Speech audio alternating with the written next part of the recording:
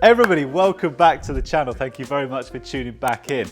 In today's video, we have a flat battery yet again on one of the Renault Trafics. The second time we've had this problem. You will see also Sarah getting a little bit angry with me. We managed to catch it on camera this time, so we'll be able to see it later on in the video. And we'll be checking out a new house rewire, which we started earlier this week, and we're finishing the first fix this week. So that is going to be coming up in today's video. Kick back, relax, crisps, peanuts. Let's get the show on the road. This is a familiar sight. I'm under a bonnet again. Normally we just leave it for the builders, let them clean it up, you know. You're on my fucking patch. That can't be comfortable, right? Can't get the camera in here, it's too tight. I'll throw myself off this fucking skywalk in a minute. Or this, or this. This is the only way I can cope in this office. I have the hammock. Take it out, clean it up, and put it back in. Everybody, welcome back to the channel. This is a familiar sight. I'm under a bonnet again because this van won't start. It's got a flat battery. These vans are only 2 years old. The batteries in both of them have died. The whole thing of stop-start, don't even get me started on it, is a utter waste of money and time. And anybody who says it's environmentally friendly, oh, don't get me started. I'm not being funny, it's 2 years old, right? We put a new battery in the other van. Literally, it was about a month ago, put a new battery in it because you park it up, you come back to it, it's just flat. And it's not that there's a drain on it, it's just the battery's just died. This whole stop-start thing, it puts a huge strain on the battery. I was talking to the RAC guy. He said the new Transit Customs, he said they're horrific. He said they munch through batteries every 12, 13 months. He said they're just horrendous. This is every 2 years. But I remember the days, like, you know, the old Renault Trafic I had that van for 10 years, never had to put a battery on it. Oh, I tell you, actually, I put a battery on it after 5 years, and I did that just as a maintenance thing. I just thought it was a good idea. Didn't have to, but it was just good old-fashioned lead acid. They run, you know, there were no issues. This, don't get me started on it. It's just such a environment. Can you imagine? Do you imagine? I'm just on a fucking rant here. Just get this off my chest. Can you imagine how many tons of greenhouse gases are produced to make that stop-start battery? I mean, they say a 100 kilowatt-hour battery. On average, a lithium-ion, so like a Tesla battery, is 20 tons of CO2. Can you imagine how many tons that is? Not as much, but it still makes you wonder. And then they go on about environmentally friendly. It's such horse shit. How is that environmentally friendly to change a battery every 2 years? Oh, really. But my little jumper pack, which was very kindly given to me by Power Oak, I've never used the jump facility on it, so we're going to see if it actually even works. I mean, this will get done under warranty, so I'll ring Renault Assistance now once I've jumped it. But what a waste of, you know, battery. I mean, it's the most un-eco-friendly thing. Plus the starter motor and all that sort of stuff, the extra strain. I don't see where the cost saving is. Because you imagine, as soon as this comes out of warranty, every 2 years you've got to change a battery. And you can't just change a battery anymore. That's the other thing I learned. I can't just take that battery out and put a new battery in. You can't do that. You have to have a laptop, and you have to, when you put a new battery in, you have to tell the onboard computer. They basically have to shake hands. You can't just drop a new battery, and otherwise a warning light will come up on the dash. Let's see if that little Taiwanese starter actually starts this van. Fucking hell, that's impressive. Got to be honest, Power Oak, that's impressive. I wasn't expecting that. The job we're going to in a minute is over in West Hampstead, Swiss Cottage. And I've got a feeling that I'm going to have to jump it again when we get there. It's a very, very efficient outfit we've got going on here. Yeah, jump leads are a bit skinny, but starts that van all right. Let me pull this one out and I'll see you over in West Hampstead. We're off to go and see Joe and James. They've started a rewire yesterday. I've got to go and pick up a tin of expanding foam for them for the sockets because the brickwork is pretty poor there by all accounts. I'm in the truck now because the van is, the battery is just goosed in it, so the RAC are coming out hopefully to put a new battery in it. There are various other things I've got to do today, but we'll see. This is literally what it's like now. I just spend my day literally just going from pillar to post. There's no day where I'm just like on site for a whole day anymore. It's a really perplexing thing. You feel like you're just a busy fool, if that makes any sense. You're not actually getting anything done. You are, it just doesn't feel like it. Let me go to West Hampstead, go and see what the boys are up to, and we'll be back in a bit. Right, this is it. It's a little 2-bedroom flat. Quite a nice little area. But anyway, in here, this was one of those jobs where it was easier. It doesn't sound silly, but it's just easier to rewire it. But you know when a customer gives you a whole list of things they want, but by the time you mess around trying to do those, it's just easier to rip it all out and start again. So this is it, kitchen in there. There's not a lot of kitchen in there at the moment, but that will be the kitchen. James has actually started running all the cabling in, so he's already made a start on some of it. Kitchen, little hallway. But these are all the chasers. He's done all this, to be fair to him. I've only just got here. So chasers, I'm guessing, is that a TV socket they're having there? Is that TV? Yeah, I think she wanted 6 sockets across it. So I don't know whether she's plugging in all together. All right, so that's those. Another one there, another one there. And then fuse board in here. This is a funny one. Me and James just went down to the intake to go and have a look. Neither of us have really seen this. See what you make of it. So basically what you've got a 10mm MI by the looks of it, but it's a single insulated MI. So that's actually, they've actually put a little bit of brown sleeving over it, but that's a double, it's basically a single cord MI. They've effectively made it a TT system. They've taken the neutral is the outside conductor, and then they've made that the earth as well by the looks. I've never seen that, but all of them in this block, they've all been done exactly the same way. But I'll show you down in the intake now, because it's a TNS system, which looks like it's been converted to a PME system, and it's a TT. It's the most weird. I don't know. I don't even know how. Would you even mark this on the test certificate? I literally don't know. I'll show you downstairs now. Right, now these, we've seen these in previous content, fireman keys, okay? You can buy these, you can buy them online, most locksmiths sell them, but you can get them on Amazon, they're like 20 quid, and it just gives you all the different FB1, FP2, all the way up to FB9, and then it gives you the, you know, the ones where you push them into a door, you turn it and it pulls the locks down.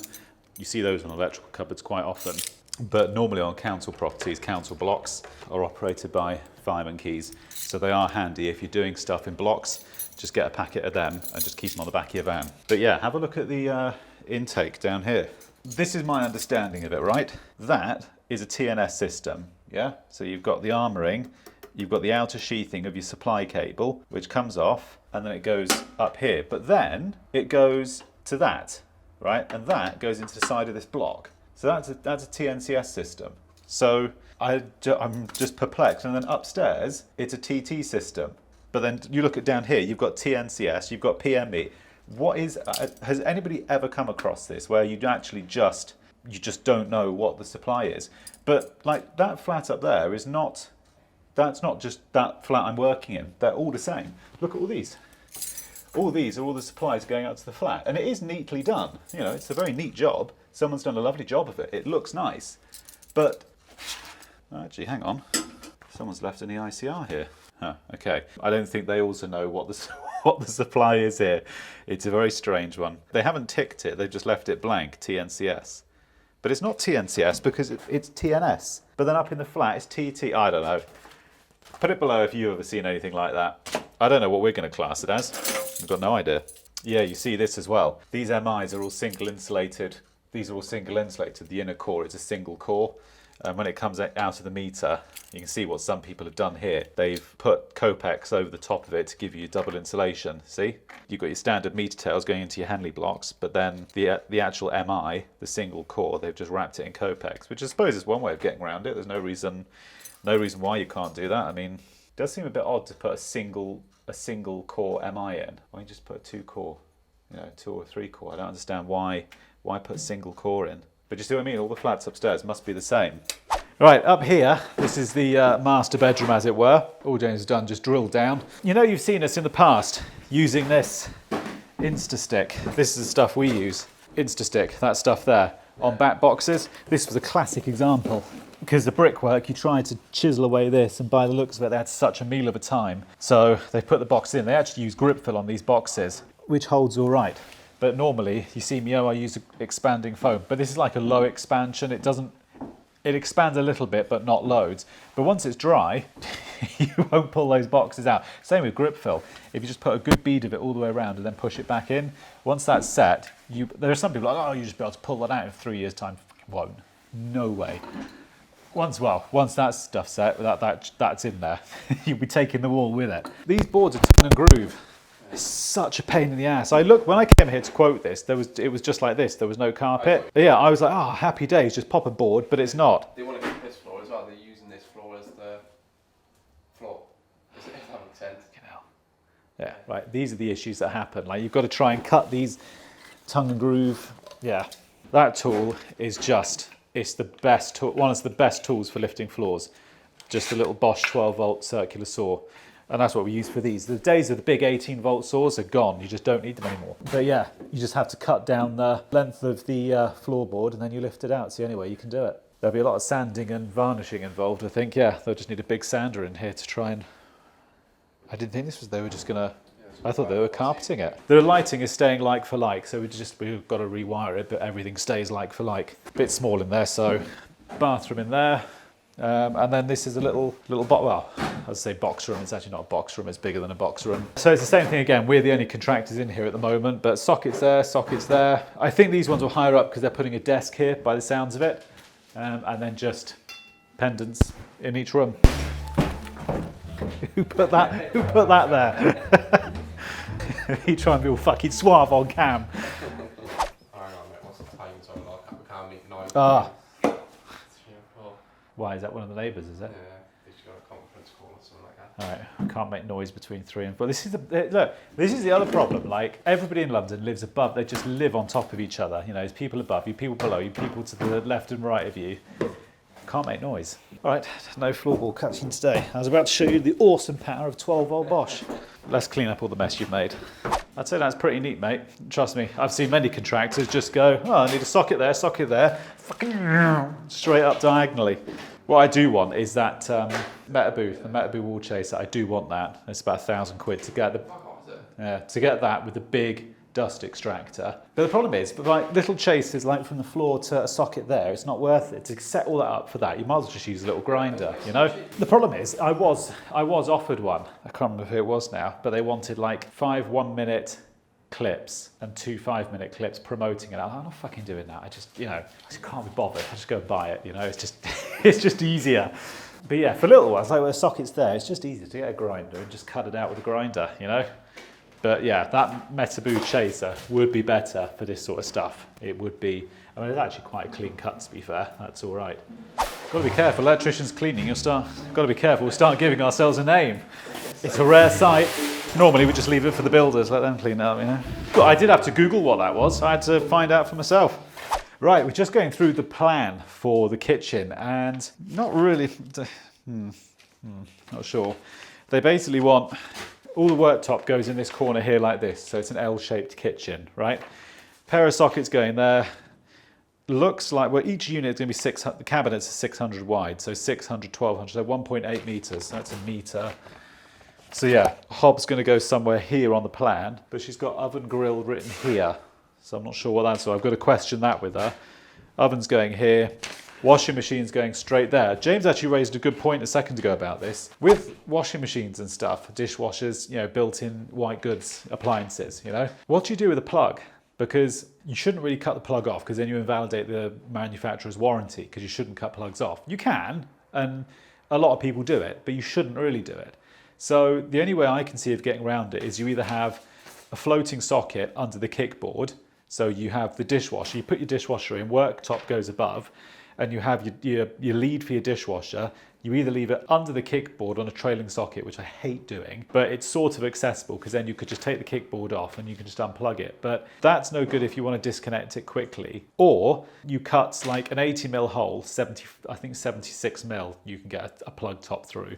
Depends what the design of the plug is, but cut a 76mm hole in the side of the cabinet, and then you just bring the plug into the cabinet next to the dishwasher, and you just have a single socket, you know, in the cabinet.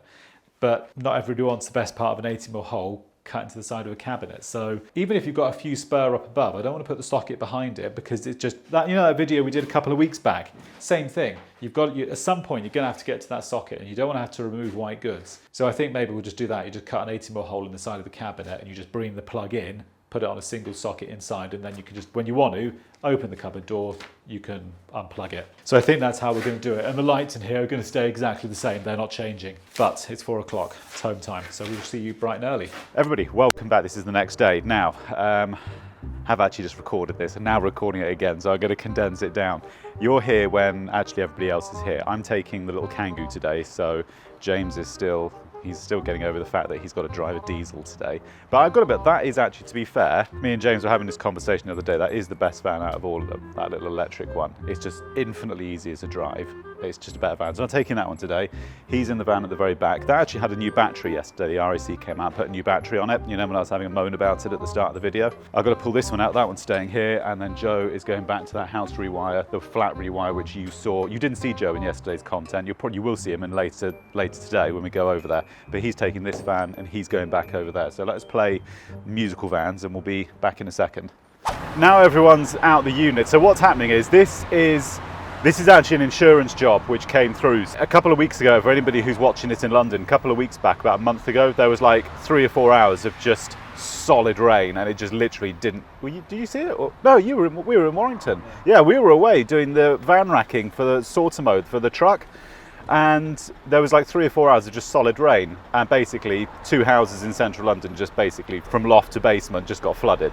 So one of them needs rewiring, and I'm going to go and do an estimate now for the house next door. We're on the A40 now by Hanger Lane, and we're just going to run down to Baker. They're just next door to Baker Street Station, so we're just going to run down there now, and once we get some parking, we'll update you when we get there. A few moments later. Yeah. Tungsten Services, you're on my fucking patch. 24/7, emergency call outs, maintenance testing, servicing London, M25 area. You can see the van.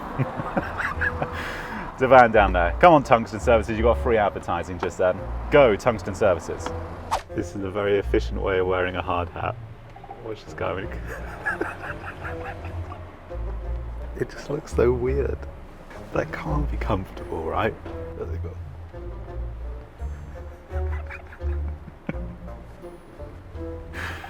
Ah, bless. So this is it's actually an insurance job. This is a lot of rainfall. All of this got wet. So I mean, this will be changed as a precaution. So let's have a look inside and see what we've got. It's not the worst I've seen. The old Crabtree Polestars. I've got to go through each circuit one by one. I know the kitchen that got a real soaking.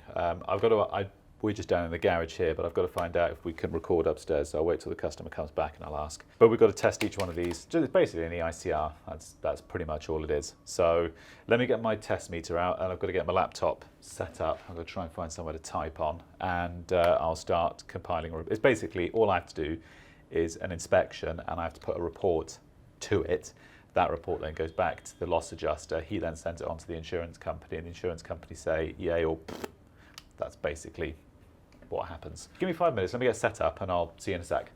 I've just taken out one of the MCBs. I'm not sure I've come across this. The main switch is a 60947/3, just a modern day double pole main switch, right? So nothing new. But I assumed these were BS3871s because they just looked older, which are 3871s, then they moved over to 60898s.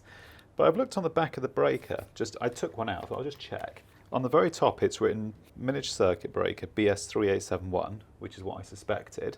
But then underneath it also says BS60898. That's the modern day equivalent. Which number do you put down? I've never seen a breaker with 2 BS numbers on it. Crabtree Polestars. You guys ever come across this? Or women? Put it below. I mean, this was fitted in 2004, apparently. Well, 2004, maybe this was the original board, and they just, because it's got all the new cabling was put in 2004, 2005, but maybe they kept the old board. I'll put BS3871 because that's the first BS number, that's the top number, so I'll put that one. But yeah, I don't know. Right, boys and girls, I'm going to demonstrate something. So, utility sockets are just through there. I was having a conversation with James the other day. We were having a coffee in the morning before we went out to work. There's a job over in Notting Hill we're working on at the moment where the customer's got a fault on the socket somewhere.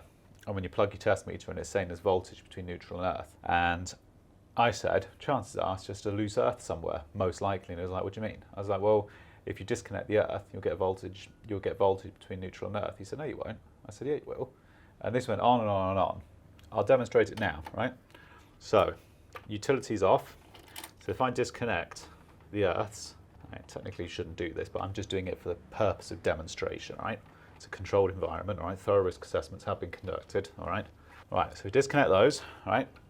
Turn the utility sockets back on. So essentially what you've got now, you've got a broken ring, but also what you've now got is you've got no CPC on this circuit. But if I now plug my test meter in, there you go. So between neutral and earth, you've now got voltage. it's trying to find a path to Earth. It can't get it through the fuse board, so it's trying to get it through the natural fabric of the building somewhere, but it's trying, because you shouldn't have voltage. So even though you've got voltage, it could be one of two things. It's either you've got a short between neutral and earth, so like on the back of a socket, a neutral's come out and earth's come out and they've touched or something. Or, you know, sometimes when a T&E, you know, when some people, they strip it back too far on a metal back box when they don't use a grommet or something, and if they don't use earth sleeve in like a real rough job, sometimes the neutral grind, it cuts away on the edge of the back box, and then you'll get that exact problem where you get neutral and earth and they're actually touching. But here, it's not because they're touching, it's just because you've lost your earth. It's telling you that there's actually a short. It's not that there's a short as such, it's just you've got a loose earth. So whenever I see things like that, when you plug your test meter and you see there's a voltage, it's not necessarily because there's a short, it's just more likely there's a loose connection on an earth somewhere. Most of the time it's behind sockets. I mean, that job we're working on in Notting Hill at the moment, there's a leg of cable between one socket and another, and there's a fault on that cable. Now, whether that's a junction box under the floor and a mouse has had a nibble or something, or some water ingress, it could be a million things, you just don't know. So we've actually got to run a new leg between two sockets to reinstate that circuit. We've got to do it in trunking. But a bit of trivia for you. If you get voltage, it's not necessarily because there's a short. It could just be there's a loose connection somewhere. So, just to show you again, if you reconnect the earth, bang, fault disappears. So it's not necessarily that there's a fault, it could just be you've got a loose connection somewhere. So it is worth, because it is easy done. Sometimes you go into a job and you see that and you think, oh, you know, you just think, damn, I'm going to be here for weeks chasing this. And actually, sometimes don't, you know how sometimes you overcomplicate something in your head trying to find a fault, and actually it's a really simple fault, but it is easy done. I've done it. You look at the biggest, most audacious things first, and actually it could just be something really simple. Yeah, for anybody wondering, when I'm doing, I was actually doing a loop test here. That was the whole purpose of being here. I use this lead, the single lead. The reason I use this lead is because you can calibrate those leads. I mean, you can calibrate, you can null that. You short out the pins and you can, but because it's a stretchy lead, I don't know about you guys if you use megas and flukes and stuff, I always get variable readings with that. With this, I get consistent readings for some reason with that flexi lead. And that's a brand, I bought that about a year ago because I thought, the original one I thought had a fault on it or something, but I bought this one, it's exactly the same. So I'll overlay the picture now. We can't get the camera in here, it's too tight, but yeah, this is in the kitchen. Behind a couple of these sockets, the water from all the rain, it's just, the problem is it gets in behind all the cladding, and it just finds, you know how water, it just finds its way into everything. It doesn't matter how well you seal stuff, it just finds its way in. It's found its way in behind the sockets. You can power them up and it does, you know, the RCD and everything does function, but same with everything. Insurance companies, as soon as you photograph it, you put a report together and send it to them. I mean, in reality, you could, you know, if you left it for a couple of weeks, it probably would just dry out, and yeah, it would be all right. But as soon as you put it in a report, they don't like to take chances. It'll just be, you know, they'll just end up rewiring this now. You know, they don't really like to, they're not big on taking chances. This kitchen will more than likely end up getting ripped out, which is a shame actually, because it's a beautiful kitchen, you know. But that's insurance, that's just how it works. So, okay, so this place isn't as bad as the unit next door. The house next door was pretty bad. On the surface it looked all right. When you start picking away, you can see where water's got in and started causing damage. There is an issue with the kitchen sockets because that RCD keeps tripping.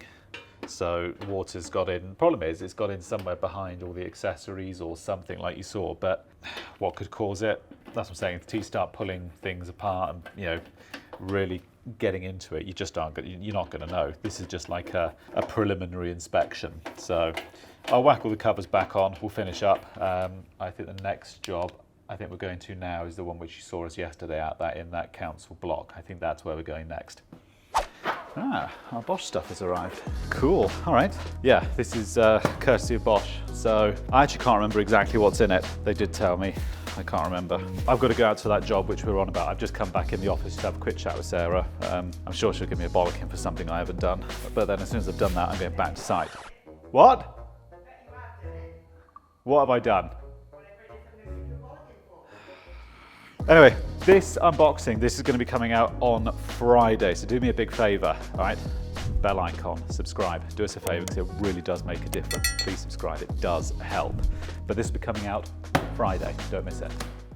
So that was something I've been doing. That's what all these lights are for. So I'm not sure what we're going to call it yet. I'm calling it the Skywalk. Haven't decided what to call it yet. But that is, yeah, that's my Unistruct creation. I'm quite proud of that, you know.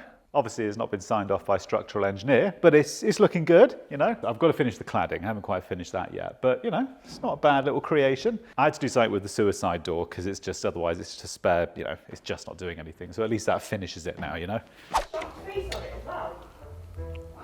Oh, I see, you fucking hear this. Fucking just done end. Fucking leave me for a week. You thought it'd be a good idea to bugger off when half our staff, oh, you really? When half your staff what? You were all fucking here last week. Don't even have a go with me. V, what are you even doing That's on the his phone? name. She's working for you, Tom's what she's doing. She's poorly and she's working for you still because she loves you. Just like the little man on the phone going, I love Tom, tell Tom I love him. I'll throw myself off this fucking skywalk in a minute. You can't throw yourself because it's too fucking high. Yeah, I'll put good guards in. You'll have to climb and jump properly. But actually, I mean, yes, the walkway is in. Yeah, it's finished, CV. If you were here, yeah, you'd see all this. And we're going to put a pole in. There's going to be a pole here, like a proper pole to go down. Dance around it as well as throw ourselves off. Show us Well, the pole again. it's going to be sort of here somewhere. No, the two-handed one. Oh, two-handed one. With the pole. Yeah, it's going to be sort of there. I swear to God, right, that's what it's like every time I come back. It's just fucking, honestly, this is an interpretation. Hi, Tom. You haven't done this, or this, or this. That is literally what it's like every time I come in here. So I just stay out on the road. I literally, this is the only way I can cope in this office. I have the hammock. Yeah, this is how I cope in the office. I just sit in the hammock. Yeah, I rung her and I was like, I don't know, Sarah, it's just a thought, but maybe, I was like, maybe if you just try talking to us rather than at us, maybe they'll help. No offence was taken. No offence, well, all right, well, you didn't take offence, I did. That was Sarah this morning. She doesn't come into the office on Friday, she works Monday to Thursday. It's more of a flexi time thing, just makes it a bit easier for her. And yeah, she's on the warpath a little bit this morning. I'll leave the messages on the screen now. I didn't know if you guys had replied privately to her or not. I saw your emoji didn't help, of the fucking head bashing emoji. That did not help. Yeah, she didn't take that well. That didn't go down well. Fucking hell. Electrician's cleaning up. This protective flooring is doing a grand total of fuck all. I have actually got two parking tickets. And I haven't actually told Sarah. I might just pay them and not tell her. We'll keep it till next week until she calms down. You know she's going to be watching this stuff, Oh, you record it? Oh, yeah, no, don't bother me that. You guys are all fucked. Yeah. Hi, Sarah. Your chocolate boy status dropped a few cogs this morning, mate. I can work my bollocks off all week, flat out, Monday to Friday. Don't get any praise. All he's got to do is fill out a job sheet. He's chocolate boy. Oh, yeah. Which one of you thieving, pikey bastard jippos took the screw box out of my van? That's not me. Yeah, I was in Fulham just now, went to go and open the van, no screws. Whose is that screw box there? That's mine, that is. That's your one, is it? All right. You probably used it in the unit and put it back yourself. To be fair, you got a point, that could be it. Thomas Nagy Cleaning Services. Yeah, baby. Yeah, so this is the kitchen. They're boarding over this, they're not skimming. They're gonna board straight on top. So we put 25mm boxes in, but by the time they put 12.5mm board plus the dab underneath, probably gonna be out here somewhere, so it'll probably end up being the equivalent of like a 47mm, well, somewhere between 35 and a 47mm box. Yeah, some of this there was just no fixings in the wall, so they've just used the 25mm oval conduit and just, you know, that method we told you in the past, just using that low expansion foam. It's a good way of doing it. It holds it in proper solid. And the same with the boxes here. Same with them there. You just hold, once you put the foam in the box, once it's dried, you will not get that out. It's properly well fixed. Let me go and give them a hand. Because I haven't been here all week. This is the problem. Like, I've been doing all this other stuff, like doing this highway stuff. We're still trying to book these highways courses. I've got one set of highways courses left to finish, and all week I've been trying to get a booking date for that. and just going around doing other little bits. I've got a return call back I've got to go to in a minute, which hopefully I'll be able to get some content. It's an intercom not working. So yeah, we'll see. But let me give the boys a hand packing up and we're back in a sec. So some of the boxes upstairs, they've sunk 47s in because they've got USB sockets and they're just going to skim, they're going to re-skim all these walls. But 47s are just better when you've got like things like cooker switches, USB sockets especially, because some of the USB sockets are so bulky. They say you can fit them in a 25mm box. And maybe you could if it was just a socket with no cabling, but by the time you put 2 cables behind, you'll never get it in a 25mm box.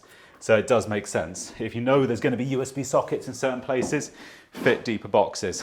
So that's what they've done. So just a bit of 25mm oval pipe, socket, socket, socket, single pendant. This is all going because this is where the old cylinder was.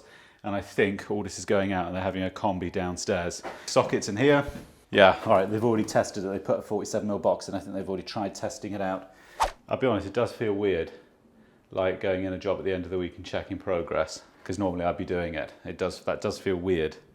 You're doing more of a managerial thing. I haven't quite wrapped my head around that yet. It's quite an odd feeling. All right, and those are all the new ones that they've wired for us to connect in. So that board's going to come out and we'll put a new metal clad RCBO configuration board in. But I still don't understand that. Put it below if you know the answer to that. Have you ever seen that on housing authority properties? Because I got no idea what you mark that down as. That's supply. Can I fit in there, do you think? Yeah, I can, can't I? Fucking landed. Look at that. That doesn't happen often. You just waltz into the middle of Camden and you get a space. Yeah, so the next job we've got on is actually a little call out. I'd rather stick pins in my eyes in all honesty than do this job. It's just come through as an intercom not working. And it wasn't working about 7 months ago. I fixed it and now it's not working again. But it's literally, I know exactly what's wrong with it. It's just an old knackered intercom. Because it's a shared management company, no one wants to put their hands in their pocket to replace it. So it just keeps getting fixed every 6 months. They must have repaired it about 20 times. It would have been cheaper to just fixed it the first time. But let me pay for parking and I'll see you over there. This is one of the problems. No single person owns the communal, the communal parts. It's a shared responsibility. And this is one of the problems that you get. This intercom needs to be replaced. There's just no way of getting around it. It's tired, it's old, it needs changing. But for as long as there are, 3, 4, 5 people who are all responsible for the management of the building, it won't get done. And they'd rather just keep on repairing something 20 times before it's got to be replaced.